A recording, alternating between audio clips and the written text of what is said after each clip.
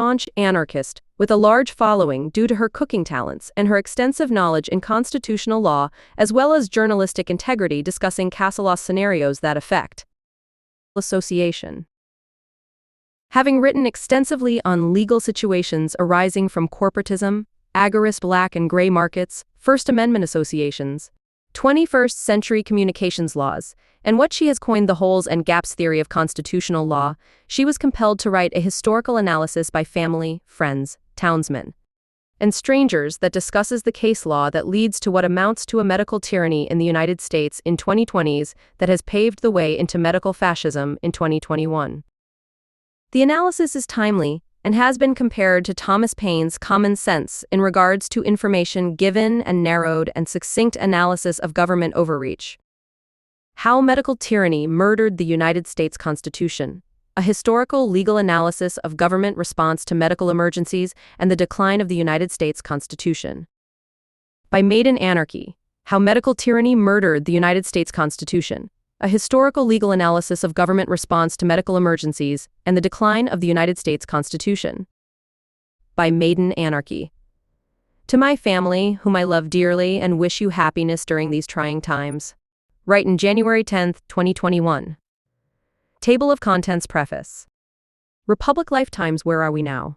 The holes and gaps theory, the beginning of constitutional failure, death of federalism under medical tyranny. How did this happen? Drastic response to medical emergency, leaping the gap into medical tyranny. Is there a real medical crisis? Digging the hole into fascism. How do you stop this? The plan. 4-5. Preface. It goes without saying that I never thought that I would be writing something like this in my lifetime. I have gone years of being uninterested in the minutiae of politics due to the extreme corruption that I have witnessed. I am severely anti-political due to finding who we vote in office to be outstandingly corrupt. However, my background is in constitutional law, having spent the better part of 2/3 of my life in preparation for becoming a Supreme Court justice. I was 7 when I read a biography on the justices of the time, and truly wanted to be a justice to give as much freedom to Americans as I possibly could. And I spent my life up to graduating college completely devoted to the idea of serving my fellow countrymen. I was always intrigued with journalism and writing, and worked towards professional goals in both fields throughout my education, excelling at what I did and enjoying many aspects of it. Even though I was offered a full scholarship to law school, I decided not to go for several reasons, but mainly because I had lost faith that the scandalous corruption would ever get better, and there was no point in trying to fix it from the inside. It was also a joke on myself in realizing the irony of trying to give people more freedom, and a bit shocking to understand the breadth of corrupt power the SCOTUS has gathered under its robes in the past years. It became a lost cause to me, and I am still unsure to this day how I feel about such a silly notion as fixing government from the inside. Perhaps I was wrong. I anxiously await to see if it will ever happen. Still, I am completely fascinated and interested in the law, because this was how I saw the usurpations of American freedom happening in real time. 9/11, the Patriot Act, and the war. 6/7. With Iraq happened when I was a sophomore and junior in high school, and I covered the walkout of my fellow students in protest of the Iraq War for the school paper. It was a moment of truth, and there was no going back to being naive about how our government worked. I have a fascination with the language of government, legalese, as it's called by my fellow activists. This secret language of law is how they have stripped us of so many rights. It's also how they have gotten away with forming a type of SOC, participatory fascism, around us, herding us towards their centralized way of living for the better part of my life now, working furiously to control the minds of many people my age through obfuscation, lies, and subversion. I implore you that if this analysis finds your heart to turn off your televisions, turn off the news, and seek out a neighbor. Until now, I didn't think I would ever be involved in politics again, and had found my family and others who were also anti-political like me. This has ended with the introduction of the coronavirus to America, as I sat and watched grotesque overreach of power and began to realize that we were potentially living in the time when the Constitution dies. I have stayed quiet about this analysis, but after what I can only refer to as events that will likely be coined the Bleeding Capital, I am compelled by friends, family, strangers, and townsmen to publish this analysis. In this short book, I will lay out serious flaws in the United States Constitution that, allowed for a group of people to take advantage of our republic to put into place a medical tyranny that controls nearly every aspect of American life. I will provide case law and evidence that the Constitution failed to protect our freedoms. I will then evidence how our freedoms were taken from us by people. 8-9. Who have been voted into office for so long, some have had a seat since before I was born, a dynasty in Congress that has led to the usurpation of Americans for money, status, and greed. Their immense need to control us is fueled by what I would consider a Nazi-like disdain for the very people paying them to steal from, lie to, and imprison them. And I will opine as to why I believe we experienced a banana republic election in 2020s. To conclude, I will identify how we can attempt to revive the Constitution, despite being on life support after the attempted and perhaps successful murder of the Constitution, by discussing the ratification of amendments that will breathe life into our founding documents once again. I must preface, however, that I would prefer a dissolvement of Congress entirely in favor of self-rule, due to their ability to use their powers for corruption and control. It should likewise be noted that I understand how fantastic this web I am about spin for you truly is, given how much faith most Americans have in their elected and appointed officials, revering them to the status of near deity. All that I ask of you is to open your mind and come along on the ride with me to see if it starts to make as much sense to you as it does to me. In so writing this exercise, I am simply attempting to assist the American people and myself in enjoying our freedoms for once. I have been brutally attacked for being this way for my entire life, and I really feel no reason to hide who I am from anyone out of fear of being ridiculed by the far left, who openly supports the criminality of government and their allies alike.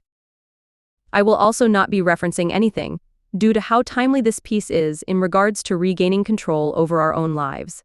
If you would like to 10. Reference, I beseech you to find the willpower to look this information up for yourself. Lastly, my own political stance is not expressed in this piece. It is simply a piece to help Americans learn the truth about the Constitution's flaws and the betrayal of the constituents of congressional, judicial, and state officials. Made in Anarchy. Republic Lifetimes, about the time our original 13 states adopted their new constitution, in 1787, Alexander Tyler, a Scottish history professor at the University of Edinburgh, had this to say about the fall of the Athenian Republic some 2,000 years prior. A democracy is always temporary in nature, it simply cannot exist as a permanent form of government. A democracy will continue to exist up until the time that voters discover they can vote themselves generous gifts from the public treasury. From that moment on, the majority always votes for the candidates who promise the most benefits from the public treasury, with the result that every democracy will finally collapse due to loose fiscal policy, which is followed by a dictatorship. 12-13. The average age of the world's greatest civilizations from the beginning of history has been about 200 years. During those 200 years, these nations progressed through the following sequence. 1. From bondage to spiritual faith. 2. From spiritual faith to great courage. 3. From courage to liberty. 4. From liberty to abundance. 5. From abundance to complacency. 6. From complacency to apathy. 7. From apathy to dependence. 8. From dependence back into bondage. We are in stage 8, but I believe if we worked hard enough, we could quickly fight our way out of this attempted bondage and bring forth from an inner faith a moment of great courage and boldness. We must, however, act quickly. Where are we now? We have been told there is a global pandemic due to a new virus called COVID-19. Although this virus cannot be isolated, and although governments made it illegal to do autopsies, the entire world was shut down, and we were told the virus was extremely deadly, and they had no idea how to treat it. Our schools, churches, and restaurants closed, while governors decided that big box stores like Walmart, Target, and Home Depot could stay open. Hundreds of small businesses were shuttered, and even items deemed non-essential in essential stores were taped off and could not be sold in person. Millions of people were laid off, and hundreds of businesses have been shuttered forever due to these closings. But Amazon stayed open, and we witnessed the largest wealth transfer in the shortest period of time happen in the last year. 14-15. While we were figuring out how to eat, governors were sitting with 11 deep at restaurants. They restricted our travel, but flew on vacations with their families. Calls for lockdowns were being zoomed in from beachfront in other countries. They closed hair salons for you, but walked about them freely. They forced you to wear a mask but have been seen without theirs.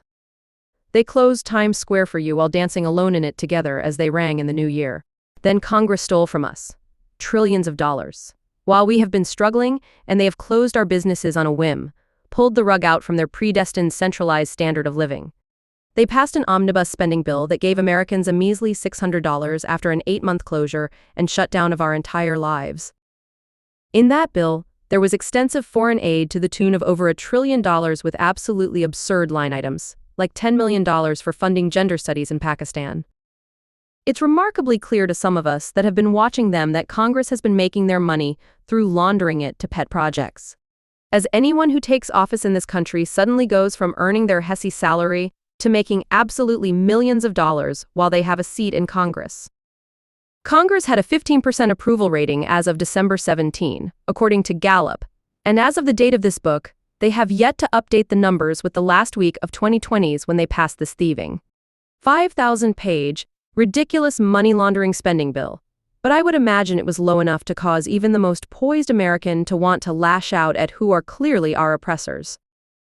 1617. Congress has some of the richest people on the planet, despite only making $146,000 on average a year. With complete dependency on the government through forced lockdowns and closures, they have used that to curtail civil rights and put us back into bondage. We can no longer own non-essential businesses, go out past a curfew, travel, work, eat, or sleep in the places that we choose. Every aspect of our lives have been controlled by the governments of various states, with some even calling for internment camps for those deemed a danger to public health, unilaterally by their governor's sole discretion. Los Angeles is leaving people to die, with instructions to emergency personnel to leave people if their chances of survival are slim. We currently live in a medical tyranny, and only those in favor of total government control could deny this. Worse, the Constitution paved the way to make this happen. The holes and gaps theory. When I was going through school and taking pre-law courses, I came upon a ruling that I found to be completely and utterly fascinating. SCOTUS had decided not to actually rule on the case before them, but in the preface, or ditka, of their opinion is considered the foundational legal argument for judicial interpretation as we know it today. Judicial interpretation, or judicial activism, is considered by many honest constitutional scholars to be how the Constitution died, and there are a myriad of books written on the topic. So, if this interests you and you would like to know more, there are books specifically discussing the death of the Constitution by giving a brief history of judicial activism. 1819. Judicial activism, judicial review with judicial interpretation, is simply legislating from the bench. Whether it be to discuss corporate personhood or medical emergencies, the courts have given themselves sole discretion over creating law that the Constitution does not address. The Constitution is a finite legal document that does not explicitly cover every possible legal situation that would arise before the courts, leaving large holes and gaps in the constitutional protections and delegated powers for legal issues that fall outside of what the Constitution does address.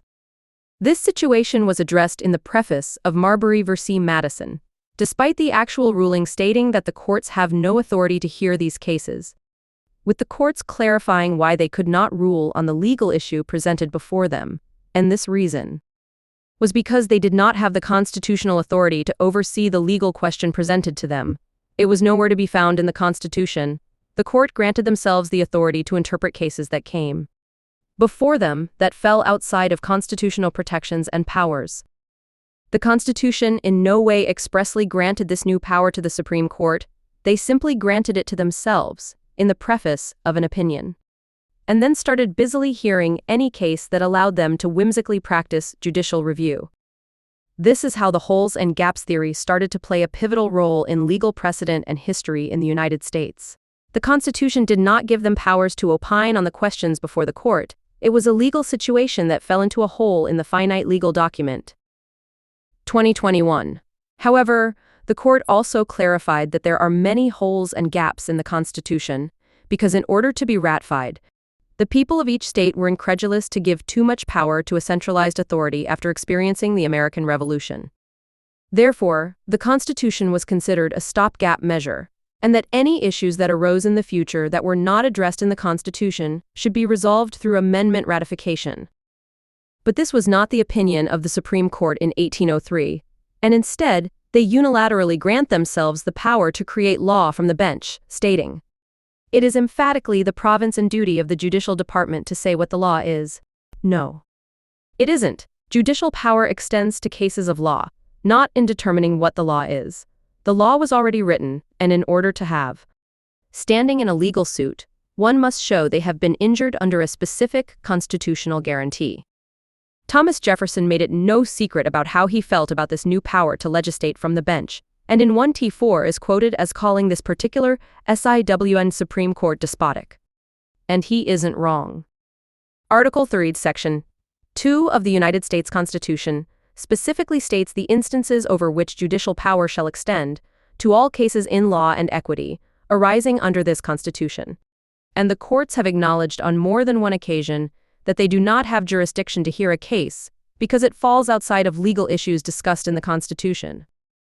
However, immediately after stating they lack jurisdiction in Marbury v. Madison, the Marshall Court hears a case that falls outside of the scope of their constitutional powers, and states in is their duty to opine on such issues. There is no amendment or discussion with the American people. They simply decided to anoint themselves with extra constitutional powers to create legislation from the bench, on the whim of whomever is hearing an unprecedented legal question. This is amazingly convenient for people who would like to usurp the Constitution for their own personal gain.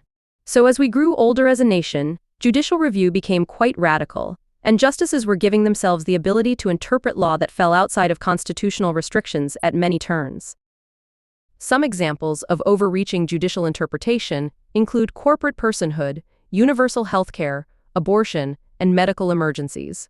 None of these are addressed in the Constitution, yet SCOTUS, despite having zero constitutionally delegated powers to do so, decided to interpret the legal questions before them, as if they had any right to unilaterally decide for an entire nation the legal ramifications for government interference that isn't discussed in the Constitution. Unsurprisingly, they have given power to the government while shooing down individual arguments repeatedly and wholeheartedly. They had zero vested authority to rule on universal health care. They had zero vested authority to discuss corporate personhood, or as I like to state, extra or superhuman personhood. As corporations repeatedly break the law with zero accountability, with endless legal examples throughout American history that would require as lengthy a report as this, if not longer. They had zero authority from the people to discuss medical tyranny under delegated state police powers. The beginning of Cons 2 onal failure in 1905, they did just that, however, and even ruled that a state can, in fact, force you to be vaccinated for the general welfare. In an outrageous display of judicial interpretation, in Jacobson v. Massachusetts, they go so far as to state that the entire Bill of Rights is null and void in favor of the General Welfare Clause and a state's police powers, in a rare display of federalism. They state that the Founding Fathers' intention of the General Welfare Clause and delegated state police powers was to unilaterally allow states to force you into submission via whatever your state legislature deemed necessary, as long as it was reasonable during times of declared medical emergency. They ruled that your rights ended where the health of the general public began, and that, as long as it didn't impugn your rights too much, that a state can do whatever it wants to your body if they declare it for a medical reason. This is nowhere in the Constitution. The very idea that they could rule on the situation alone was preposterous. Solely 7 people determined that in every well-ordered society charged with the duty of conserving the safety of its members, the rights of the individual in respect of his liberty may at times, under the pressure of great dangers, be subjected to such restraint, to be enforced by reasonable regulations, as the safety of the general public may demand, and that real liberty for all could not exist under the operation of a principle which recognizes the right of each individual person to use his own liberty, whether in respect of his person or his property, regardless of the injury that may be done to others. 26-27. The problem is, since there is nothing in the Constitution that discusses emergency medical situations, who gets to decide what is, in fact, reasonable? It isn't you, and it isn't me. Justice Harlan specifically states that he could not allow such a thing, lest it cause our laughable freedoms to erode. So who gets to be in charge of what is reasonable? Why, whatever justice or judge proceeds over your case, of course. Yes, they get to make up laws from the bench during times of completely unprecedented medical emergency. They can say that you can be restrained and enforced, despite nothing of the sort being in the Constitution. Under the guise of public health, they have solely and unilaterally determined that the entire Constitution can be voided if a state declares a medical emergency, as long as it is within reason to do so. I would say that suspending any constitutional rights for arbitrary, widely interpreted and unfounded in our historical documents medical declarations to be far from reasonable, but alas. I am not a Sci-Wn judge, and my plebeian opinion would apparently vanquish our very liberties, which is, ironically, what has been done through these quasi-rulings, in which the courts state they do not have authority to rule on a situation while simultaneously expanding state powers for utter and complete control over our lives through various loopholes and calling it reasonable. This has clearly paved the way for the medical tyranny we live in today, death of federalism under medical tyranny. Studies have shown that governments around the globe have used COVID-19 as an excuse to curtail civil rights. I would say they used it to usher in a medical tyranny that wasn't addressed by the Constitution and have pushed for the appointment of people to positions of power that use that gap to place us into a form of tyranny with full control over the populace. But I digress. How did this happen? Most of the legislators have passed a myriad of statutes to grant unilateral control to a person or certain group of people during a time of a medical emergency. This person then unilaterally subjects his or her people to endless rules, rule changes, closures, false statistics, and other psychological war tactics, closing for elections and creating rules that allow for fraud, giving birth to an official medical tyranny assisted by big corporations being allowed to stay open by their decree, forcing businesses to close and throwing over 100 million people into extreme poverty while at the same time starting a campaign of censorship to silence opposition that sees this clear plan of treason and calling Americans who fight back against this treasonous plan terrorists. Each state seems to have devised its own plan for medical tyranny, and each would have to be looked at individually to determine their route to medical tyranny. We will discuss how to do this later in this analysis. I can use the state of Colorado, where I live, as a prime example of how we succumb to medical tyranny, despite it being unconstitutional at a state level. In Colorado, starting in 1992 and being amended several times since, the legislature of Colorado started giving the governor 3031 extensive emergency powers via statutes. While that sounds like a normal thing to do, and clearly almost every state has such declarations, even the governor himself admits these powers do not come from the Colorado State Constitution. From a memorandum dated August 11, 2020 from the Governor Polis's desk, the governor's emergency powers under the Constitution are limited, but he may cite to some of his general constitutional authority to support actions taken during an emergency. The governor's statutory emergency powers are significantly more extensive and include the ability to procure supplies of medicines and vaccines, quarantine persons and property, and transfer to the Disaster Emergency Fund money appropriated for other purposes. In other words, the governor was delegated the power of legislating or rulemaking from the legislature itself, giving rise to unilateral curfews, quarantines, closures, funding decisions, forced vaccinations, and other powers, such as election law rule changes in times of medical emergencies. This was also opined on in a federal court case, Lawrence v. Polis, that Colorado legislature has delegated to the CDPHE the power and duty to investigate and control the spread of disease during an emergency epidemic. CRS 2015-1AA. It has vested in the governor the power and duty to declare such an emergency, as a check on the governor's emergency powers. A General Assembly, by joint resolution, may terminate a state of disaster emergency at any time. 3233. But is this delegation of powers actually constitutional, given that rulemaking amounts to a legislative power with real-life consequences, fines, imprisonment, and possibly even worse punishment? No, it isn't. The Colorado Constitution actually has an article specifically and solely dedicated to the abuse of delegating legislative powers. Article 3 of the Colorado Constitution's singular purpose is to clarify distribution of powers between the branches of government and states. The powers of the government of this state are divided into three distinct departments: the legislative, the executive, and judicial, and no person or collection of persons charged with the exercise of powers properly belonging to one of these departments shall exercise any power properly belonging to either of the others, except as in this Constitution expressly directed or permitted. So in order for that delegation of emergency powers to be considered legal, clearly the Colorado State Constitution would have an amendment clarifying executive powers that grants him such unilateral rulemaking powers as has been granted to him in this unprecedented medical emergency that we have witnessed in the 2020s, right? But it doesn't, not even close. And even the governor admits it in his August 11 memorandum. There is no emergency powers amendment. There is no ratification of any such amendment that allows for delegation of legislative powers to the governor. It simply does not exist.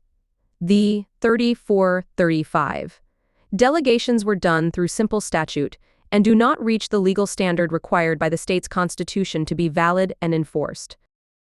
So how does the government get around this glaring flaw in wielding their emergency powers?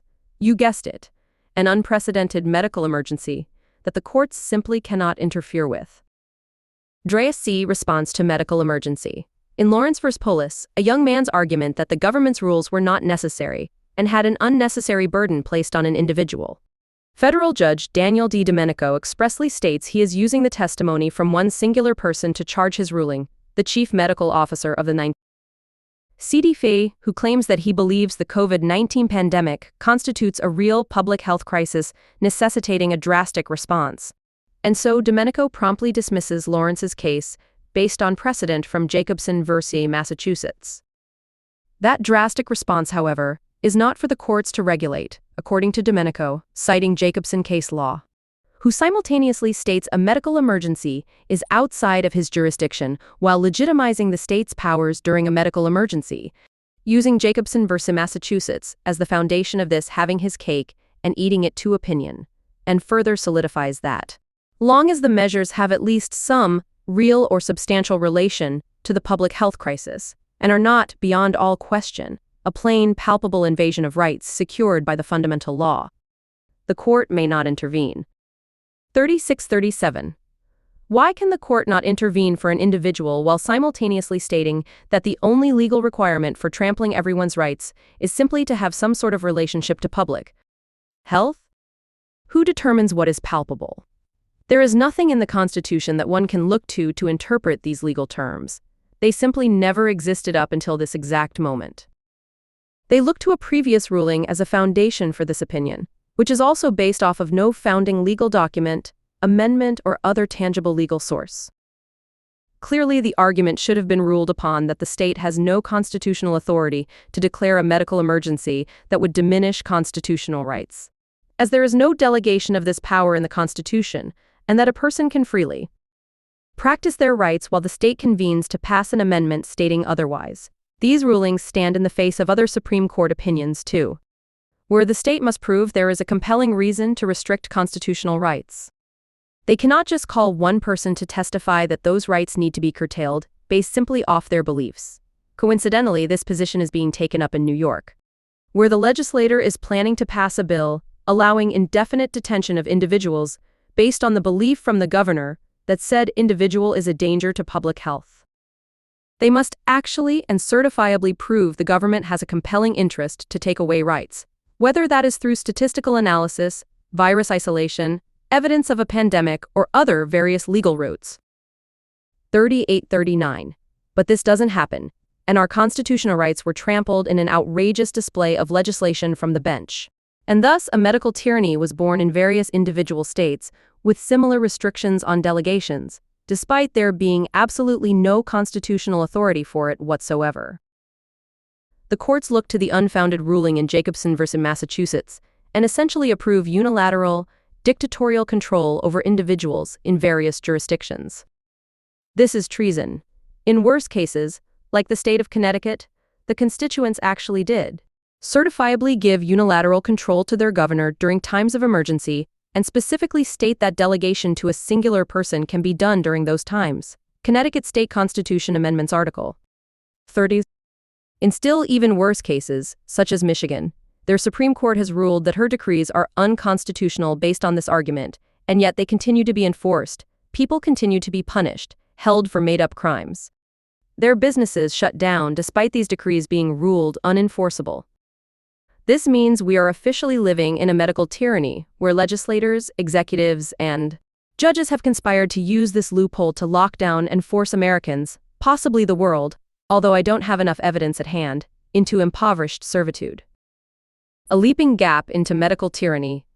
With the courts able to willy-nilly decide what they will and will not hear during a medical emergency, while simultaneously ruling that your rights can be destroyed for public health. On the whim of one person's testimony, we have run full speed into a medical tyranny where singular governors have a say over what time we have to be in our homes, what businesses we are allowed to run, when our businesses can be open and who is allowed inside, what we must wear on our faces, who we can interact with, and even the distance between our physical bodies, whether we can go to church, and even the closure of court, so our grievances could not be heard. This happened all over the country, more shocking than making ridiculous rules for our day-to-day living. This actually paved the way to stealing the 2020's election via unconstitutional election law rule making by various governors to relax mail-in voting restrictions. In the case of Colorado, analysis has shown more people are registered to vote than we have voting age in our state, and this has been happening since 2015. The Public Interest Legal Foundation wrote letters late last month to each of the Colorado counties, as well as 132 other counties across the country, warning that they appeared to be violating the National Voter Registration Act, according to a statement. The number of voters registered in Pitkin County is allegedly 105% of the county's population, the statement says. That statement was released September 13, 2015. Not only did the state of Colorado move forward with the 2016 election, but they actually feigned being unaware of the situation for 4 more years, even as another organization filed a lawsuit against Secretary of State Jana Griswold. 42. In their filing, Judicial Watch stated that studies have shown 1. 40 of Colorado's 64 counties had voter registration rates exceeding 100% of the eligible citizen voting age population. Colorado won as the state with the highest percentage of excessive voter rolls in the nation. 2. Data that the state of Colorado gave shows that they are aware there are more than 100% registered voters than they are eligible in many of their counties. But the state scoffed at the lawsuit and stated it would be impossible to launch a program to clean voter rolls just 30 days before an election, despite being made aware of the problem all the way back in 2015. Instead of cleaning the voter rolls, Jana Griswold decided to immediately obfuscate the fact that she has purposefully failed at her role of providing legitimate and free elections for the people of Colorado. On October 20, 2020, just days after being slapped with a lawsuit for preventing a clean election, she so arrogantly tries to distract constituents with foreign interference. The statement from the Colorado Secretary of State in response to this analysis was nothing more than a cover-up and distraction from real statistical numbers indicating fraud and violations of the National Voter Registration Act. Stating, Colorado is considered the safest state in which to cast a ballot, and we continually innovate to maintain our leading cyber preparedness. Foreign adversaries are conducting influence operations to try to undermine Americans' confidence in the electoral process, and states must act, said Secretary Griswold. That's why we are, 44, launching efforts to combat misinformation. It's important that voters have accurate election information. She also states her office is expanding its efforts to combat foreign influence operations leading up to the November general election. The initiative includes social media and digital outreach, and a website to help voters identify foreign misinformation. The initiative further encourages voters to access accurate information, as well as tips on how Coloradans can fight back and stop the spread of incorrect material. Jana Griswold has yet to address these anomalies specifically. Laughably, however, she was able to launch a brand new program to combat misinformation, censorship, just 2 weeks before the 2020's election. Since the rules that changed election laws here are actually unconstitutional, these counties did, in fact, have election fraud occurring due to the relaxing of mail-in registration requirements. And this has happened all over the country, and the courts can't rule on these issues because medical emergencies are unprecedented and require drastic responses that cannot be overseen by the judiciary when legislators are exercising delegation authority. But in many states, that authority to delegate was never granted by the people. We never granted emergency powers. We never clarified what a medical emergency is. The leaders of medical tyranny did all of that, without us. To be frank, many people in government have been subverting the Constitution through a legal loophole that allows them to put 4647 into place a medical tyranny, which is validated by judicial review, nowhere in the Constitution. Emergency powers delegation, nowhere in the Constitution, and dereliction of duty while claiming a loophole into a lack of oversight by stating there is a medical emergency. Is there a real medical crisis? The answer is no. CDC statistics from total U.S. deaths in 2020s are actually slightly lower than recent years. Cadavers are not piling up in the streets. The flu has vanished. Countless physicians have come forward with effective treatments for COVID-19. There is no tangible medical emergency, yet this reason has been used to grant unilateral control to governors who have used that control to lock down their states and pick and choose who survives under their rules. They are dancing in Times Square while not giving the people access under the guise of a medical emergency. They are making travel bans while going on vacations with their families. Companies are censoring people they dislike and showing down free speech with court-proven false fact-checkers, digging the hole into fascism. There is an agenda here, and that agenda appears to be to enslave the American people through a gap in constitutional law that leaves open a blatant opportunity to create a tyranny under the guise of a medical emergency. These people have names and addresses, they have flaunted their participation, and I have to admit, I was so apathetic that I refused to acknowledge it myself until around September of 2020s. It wasn't until what happened in the Capitol on January 6, 2021, that I realized I needed to speak out, because nobody else appears to be doing so. 4849. I apologize for not speaking out sooner about how this has come about through case law history. While I sat by, those in power have been able to dictate the closure of small businesses, while allowing large businesses to flourish, even calling their workers the frontline workers and essential workers. They are the generals of this war front, and the war front is psychological, economical, and political. They have separated us from our neighbors. They have inundated us with misleading information to divide and distract us. They have used preferred businesses to censor anyone who doesn't agree with their narrative. They have damaged reputations of dissenting scientists, physicians, nurses, and journalists. This is code for fascism. There is a distinctly Nazi flavor to what I am witnessing, and as someone who has been reading World War II literature since I was 7, shout out to Number the Stars. I see the patterns I have read about oh so much. Those in power are seeing their constituents as less than them as human beings. According to them, some of us are essential. Some of us are not. They will steal from us trillions of dollars while shuttering our businesses and locking us in our homes, identifying some of us as unworthy to own a business. They will censor those with alternative options to treatments and call anyone who doesn't fall in line terrorists. 5051. For an illness that is treatable and for a total death number that was on par with other years. If this were a true pandemic, other causes of death would put us on par with previous years, and we would have soaring numbers for COVID-19 related and actual COVID-19 deaths. We do not. This is being used as a gap in constitutional law to gain control over your life. How do you stop this? This is difficult to say, as so much is wrong, closed, abused in the system. I truly feel I am writing this days into what will be considered historically our second civil war. First, take a breath and a moment to self-reflect. Look to your heart and absorb what you have just read and understand that powerful truth lies behind this. Seek comfort in your spirituality, in whatever form that may be. You are on the side of truth, and it has been revealed to us all so that we may stop what I consider to be pure evil. Second, we must be bold in our solutions. We cannot take small steps to fix this problem.